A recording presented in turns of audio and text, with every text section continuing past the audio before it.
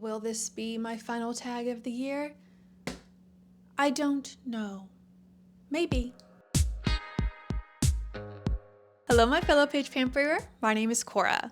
Welcome to my channel, Pampered Pages, and welcome to this year's end of the year book tag. Question 1.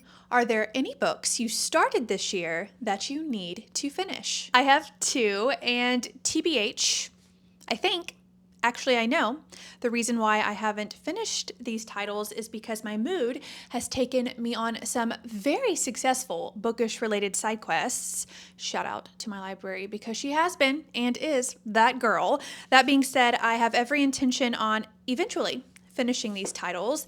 I have Quicksilver by Callie Hart and The Queen of Nothing by Holly Black. I have come very far in each, so very far.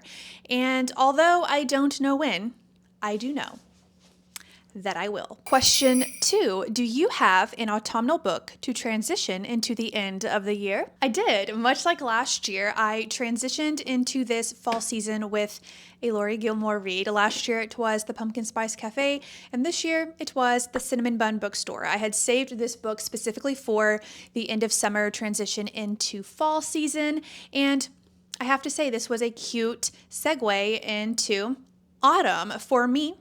In my opinion, I feel like her books mesh really well with the seasonal changes, and I have the Gingerbread Bakery on my winter reading plans.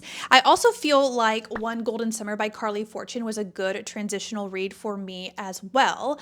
That being said, right now I am vibing really well with the mystery, historical fiction, contemporary romance genres, and I have to say, I have been loving every page. I do have my reading log with me because I wanted to go through and see if any of the other books I have recently read I would consider to be a good autumnal transition into the end of the year.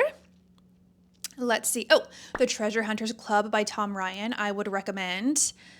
How to Solve Your Own Murder by Kristen Perrin. That is the first book in her Castle Knoll murder mystery series. Let's see, what else? What did I finish recently? Oh my goodness. It eludes me. Oh my gosh. Anyways, there are some recommendation. Perhaps maybe the Red Address book by Sophia Lundberg. It is rather emotional though. So just know that if you decide to check it out. But if you're ready to feel some feels, I do recommend that one as well. Question 3, is there a new release you're still waiting for? So the majority of my most anticipated reads came out predominantly within the first half of 2025. So at the moment, I currently don't have any new releases on my radar. 2026, however, is a whole new world, a whole new story, if you will. I've already started curating quite the list, and it just keeps growing. Question 4, what are 3 books you want to read before the end of the year? Piggybacking off my answer to question 3, I still haven't read all of my most anticipated reads. As mentioned, I have been taken on several mood-related, reading-related, bookish side quests. Genuinely love that for me. But from that list, which I am prioritizing within these final months, these final weeks, I have The Sirens by Amelia Hart, book 1. Book 2, The Mysterious Bakery on Rue de Paris by Evie Woods. And book 3, Murder at Gull's Nest by Jess Kidd. I think I had initially planned on reading The Sirens this summer. I think that was my plan. Obviously, it did not happen, but I think now is going to be the perfect time, especially with just having recently finished The Amalfi Curse by Sarah Pinner. The vibes just seem to be aligning, so TBD. Similarly, the vibes also seem to be aligning current genre interests-wise with The Mysterious Bakery on Rue de Paris by Evie Woods. I'm sensing holiday cookies, holiday treats, cozy candles, and chestnuts roasting on an open fire. Ambiance video format as I immerse myself within these pages. I also feel like this has the potential to be a top favorite.